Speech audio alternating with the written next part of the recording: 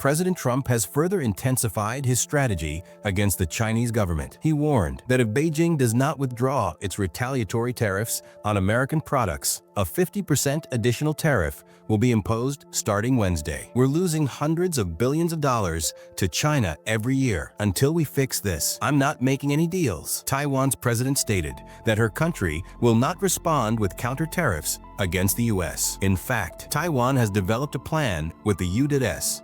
to reduce its trade deficit. Meanwhile, an American company working to revive traditional Chinese culture has received nearly 100 bomb threats. What did the investigations uncover? Congressman Josh Gottheimer of New Jersey is demanding answers over a controversial decision allowing a foreign company to operate the state's Easy Pass system. He warns that millions of drivers' data could be at risk. President Trump is aggressively pursuing global mining deals for key metals essential for technology and military equipment. His goal? Break China's monopoly. On Monday, Trump issued a strong warning to China, posting on Truth Social. If China doesn't roll back its 34% retaliatory tariff by Tuesday, the U.S. will impose an additional 50% tariff on Wednesday. That would push total tariffs on Chinese imports to over 100%. Trump declared that all negotiations with China will be halted, while talks with other countries will begin immediately. Currently, Chinese goods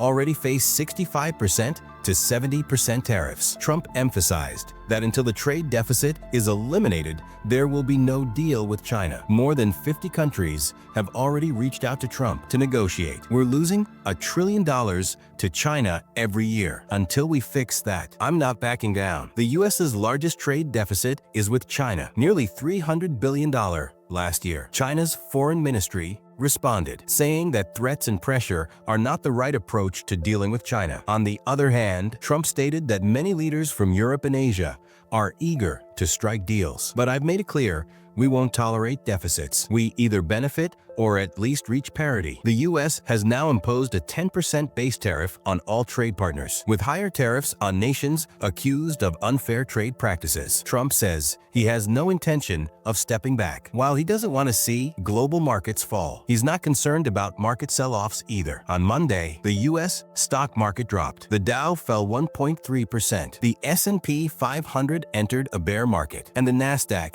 dipped by 0.1%. Trump's tariffs have affected other countries too. European Union, 20%. Vietnam, 46%. Japan, 24%. Taiwan, 32%. Taiwan said it won't impose retaliatory tariffs, as the U.S. is a key ally, especially in light of potential threats from China. President Lai of Taiwan posted on social media, saying she wants to initiate zero tariff talks with the U.S. Taiwan will increase investment in America and purchase more American goods to help reduce the trade deficit. Following discussions with the Japanese Prime Minister, Trump assigned his Treasury Secretary to begin tariff negotiations with Japan. Japan's PM expressed disappointment, stating, "Trump's policy is discouraging. Japan buys no American cars, but America buys millions of Japanese vehicles." Asian markets also took a heavy hit. Tokyo's Nikkei index plunged nearly 8%, and even China's market declined, despite usually resisting global trends. Trump remained firm. "Our economy is now strong, and it will soon become the most powerful economy in the world." Countries like China, Vietnam, and Taiwan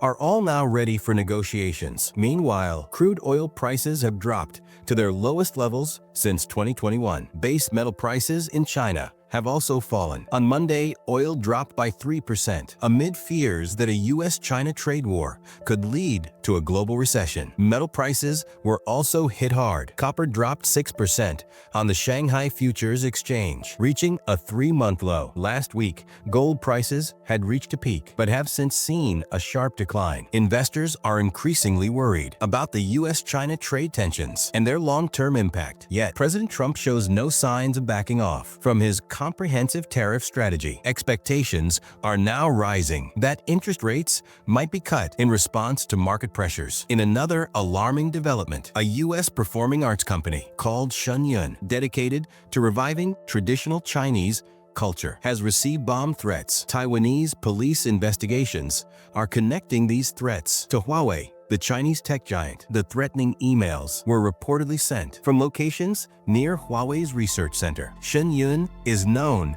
for highlighting the persecution of the spiritual group Falun Gong in China, something Beijing wants to suppress. These threats were also made during Shenyun's tours in America and Europe. Documents from China's Ministry of State Security have revealed attempts to shut down Shenyun and the Falun Gong community. The New York Times has reported over 10 such threats, including threats of rape, murder, and bombings. On March 30, a fake bomb threat was issued just hours before Shenyun's performance in California. The same occurred at the John F. Kennedy Center in Washington, D.C. The White House press secretary strongly condemned these threats, and the State Department opposed Beijing's intimidation tactics. Shenyun operates 8 touring teams worldwide. This week, performances are scheduled in New York, Illinois, California, and Vancouver, Canada, along with shows in France, Germany, and Taiwan. In another headline, a New Jersey lawmaker is raising concerns over a $1.7 billion Easy Pass contract awarded to a company linked to China. He warned that the personal data of millions of Americans could be at risk. President Trump is securing global contracts for critical metals to reduce American reliance on China. In turn, China is responding with its own set of retaliatory tariffs. In your opinion, how should the U.S. and China conduct trade?